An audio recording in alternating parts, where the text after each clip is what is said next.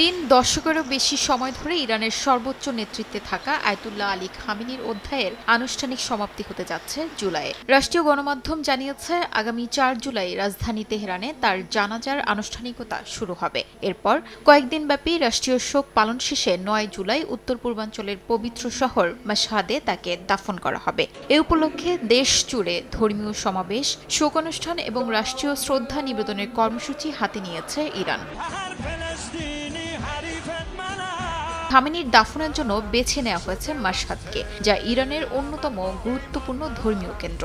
এখানেই অবস্থিত ইমাম রেজার পবিত্র মাজার, যা শিয়া মুসলিমদের কাছে সর্বাধিক মর্যাদাপূর্ণ তীর্থস্থানগুলোর একটি। প্রতি বছর লাখো ধর্মপ্রাণ মুসলিম এই মাজার জিয়ারত করেন। ফলে এই মাজারেই খামেনির কবর শুধু দাফনস্থল নয়, বরং তার রাজনৈতিক ও ধর্মীয় উত্তরাধিকারের প্রতীক হিসেবেও বিবেচিত হচ্ছে।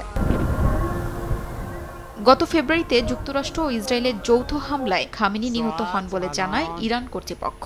১৯৮৯ সাল থেকে তিনি দেশটির সর্বোচ্চ নেতা হিসেবে দায়িত্ব পালন করেন। পররাষ্ট্রনীতি, নিরাপত্তা কৌশল এবং আঞ্চলিক প্রভাব বিস্তারে কেন্দ্রীয় ভূমিকা পালন করেছেন। তাই তার মৃত্যু শুধু নেতৃত্বের পরিবর্তন নয়, বরং ইসলামী প্রজাতন্ত্রের রাজনৈতিক ইতিহাসে একটি গুরুত্বপূর্ণ অধ্যায়ের অবসান হিসেবেই দেখা হচ্ছে।